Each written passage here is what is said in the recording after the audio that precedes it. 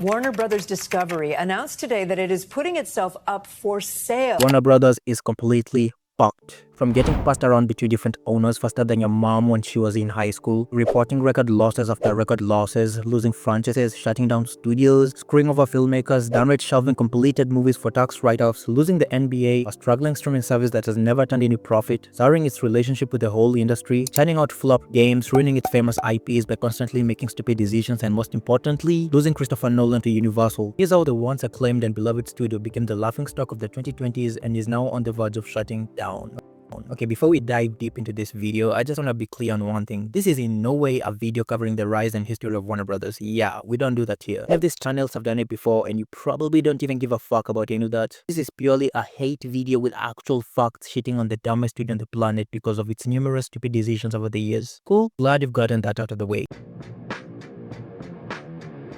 I think the beginning of the downfall of this company can be pinpointed back in 2016 when they officially began their DCU movie franchise. Coming off the mildly received Man of Steel that barely made a profit given its hefty budget, Warner Bros. Had two choices. Either take their time to develop their DCU universe step by step like how the MCU did, grow its fan base over time through introducing characters in movies before an eventual meetup in a massive crossover and make billions like the Avengers, or play catch up by introducing as many characters as possible as quickly as possible and fast track ensemble movies over slow burn character development through multiple movies. Yeah, I think we know what happened. Really?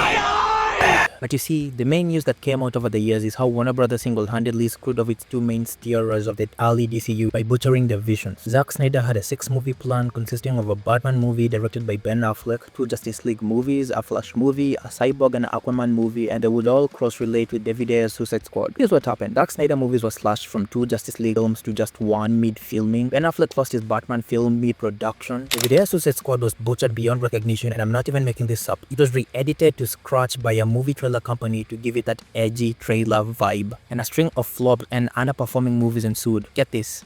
A movie containing Batman and Superman could barely make $1 billion, and this will be a recurring pattern. This is a history of how Warner Brothers screwed over its creators and filmmakers over the years. In 2017, Warner Bros. Screwed over Ben Affleck out of his Batman movie, making him relapse into alcohol, fired Zack Snyder, and covered it up by blaming it on the demise of his daughter. Henry Cavill and Ben Affleck were rumored to be fired as Batman and Superman respectively, despite all the fan support. Fired Johnny Depp and decided to side with Amber Heard. Then CEO Kevin Sujihara stepped down over SA allegations, signed a $250 million deal with J.J. Abrams' Bad Robot for a plan to develop and release multiple movies and TV shows, and as of 2025, with absolutely nothing to show for it, made the stupid decision to announce that all of its movies will release on HBO Max on the same day, screwing over all the filmmakers and effectively conditioning audiences to stop going to the movies. As of right now, Warner Brothers has a 45-day movie period. This move was so bad, Christopher Nolan told them to kiss his ass and he went to Universal to direct Oppenheimer, which later won Best Picture and made a shitload of money at the box office, and is now making The Odyssey. Appointed David Zaslav as the CEO, who at first we all thought was a good idea until all the bullshit he started doing. Shelved 2 complete movies for tax write-off, completely screwing over the creators, released a string of mega flops and made the decision to once again side with Amber Heard and Ezra Miller instead of recasting them. Screwed over the Shazam cast by bending backwards to everything Dwayne Johnson said, like choosing not to appear in a Shazam movie despite Black Adam being inferior to Shazam in the comics. And that's just a few I can fit into this video. Trust me, this is a video alone on its own.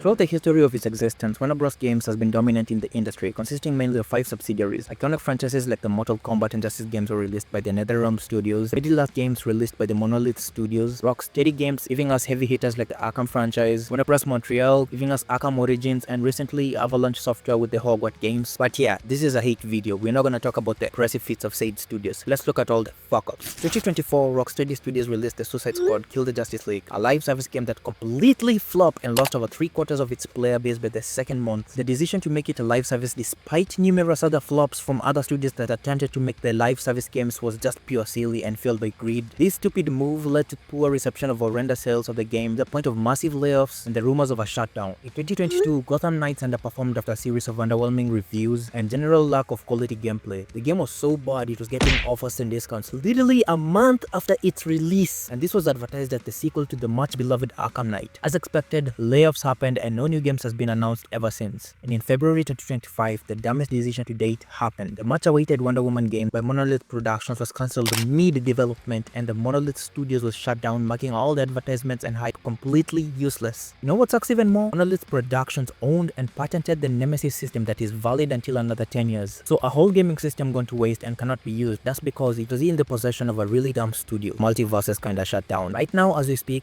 the only Warner Bros. Games department with no stupidity is Montreal. You will think that they will fast track another Injustice game given the massive success of the previous two. So yeah.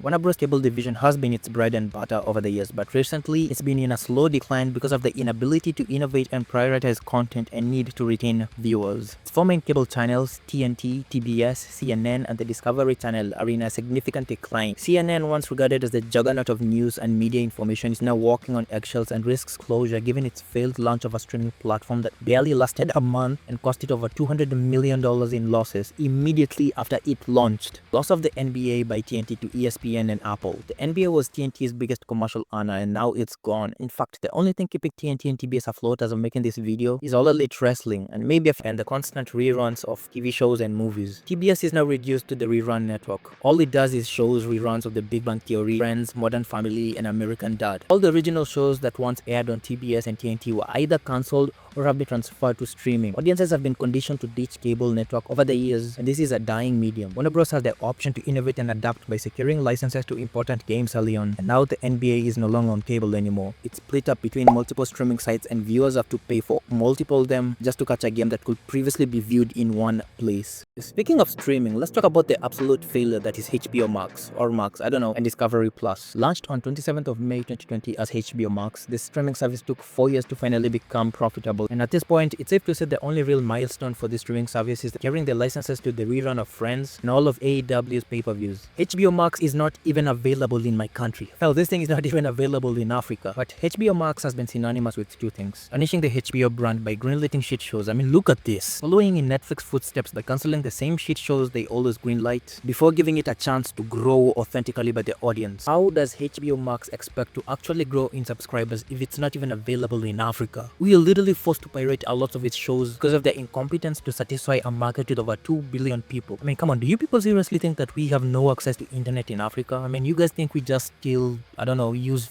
fire sticks and stones? Or I don't know, you think we still live in huts and fucking mud houses? I mean, come on guys, come on. Warner Bros. Is notorious for deliberately removing content on its platforms for absolutely zero reason, well, apart from not paying dividends to its creators. We literally have creators encouraging us to pirate. HBO Max refuses to air it on their streaming services or shop it around to other streaming services. Every single week, I always see posts on Twitter of I don't know how many number of shows removed from HBO Max. So where the fuck do you expect us to watch it from? I want this to sink in. You cannot legally watch Cartoon Network shows anywhere. The only way to access all these things that I grew up on is by pirating it.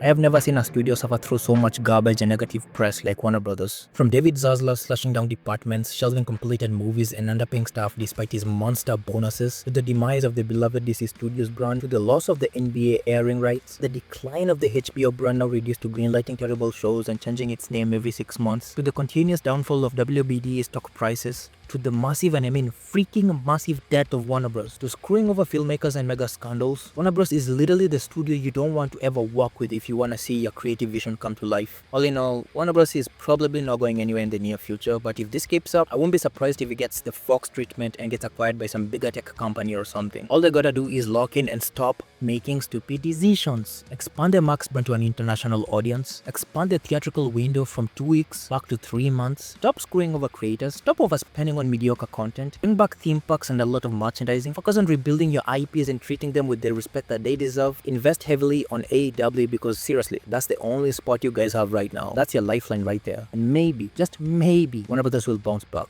Highly doubt that though.